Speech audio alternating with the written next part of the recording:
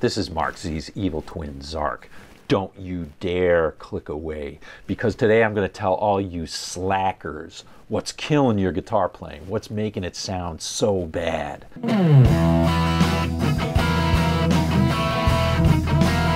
Hey folks, I am so sorry about that. I don't know how he got a hold of the camera, but I won't let that happen again.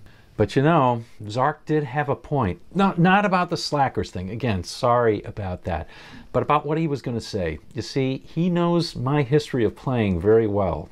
He knows that I went through a long period where I thought, if I could only learn the fretboard better, or if I could only get these arpeggios down, or if I could only get this alternating picking just a bit faster, then everything would be great. But you know, those were just excuses to avoid doing what I should have been doing all along, and that was learning to develop my own style of play on the instrument.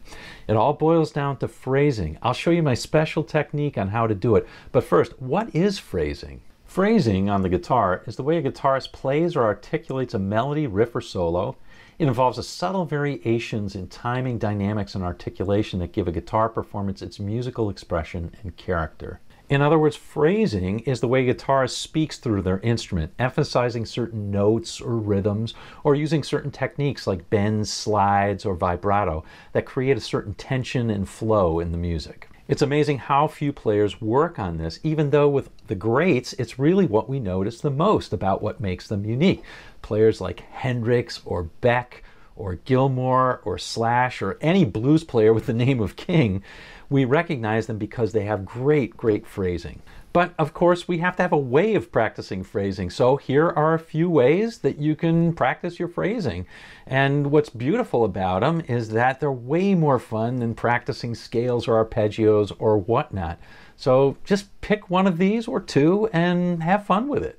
Don't forget, my special method is at the end of the video. The first one is easy. Listen to the great players. Great guitarists like B.B. King or John Mayer or Duane Allman all have great phrasing.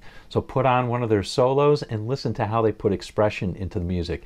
Pay special attention to how they use timing and dynamics, how they play loud and soft. Practice playing with backing tracks. Backing tracks are a great way to practice for a few different reasons. Number one, they force you to deal with the chord progression that's in the song. Second thing is they force you to deal with the dynamics of the song, whether it's loud or soft. But most important of all, they force you to deal with the timing of the song. I know a lot of people who have trouble playing with backing tracks. It's worth the effort to get it down.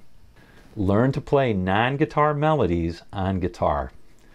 Do yourself a huge favor and listen to singers and try and cop them on the guitar. I don't care whether it's Robert Plant or Stevie Wonder. What all great singers have is great phrasing. And if you can translate that to guitar, try and imitate it on the guitar. It's going to improve your phrasing 500%, guaranteed. Record yourself. I know, not everybody loves doing this. In fact, most people hate it. But if you can learn to like it, or at least tolerate it, it's a huge and easy way to make vast improvements in your phrasing, because you'll hear what you like and what you don't like, and you'll start to emphasize the things that make you you on the guitar. But now it's time for my special technique. I call it digging deep. It's simple, but it does take some time. The beauty is there's no clock running. You can do this over the long haul. It's simple. You just take something that you know, like a lick,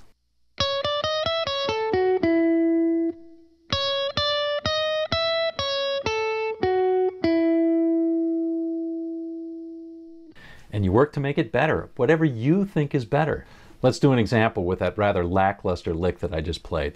Let's hear it again, and then let's improve it.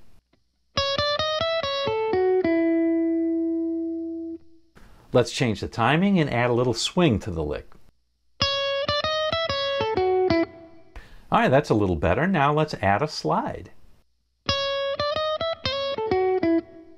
Again, a little bit better. Now I'm going to add something called a back rake. I heard this from Stevie Ray Vaughan and Robin Ford, so what the heck? I'm going to try it now on one of my own things.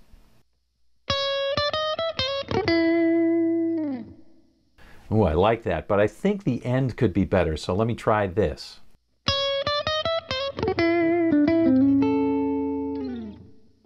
That's a far cry from the original lick. Now, if you'd like to further improve your phrasing through one of the best example solos ever, click here, because I take an absolutely classic rock solo, I show you how it's played primarily on just 3 frets. It's all about phrasing, and you can do it. So click here, learn that solo, and amp up your phrasing. We'll see you on down the road.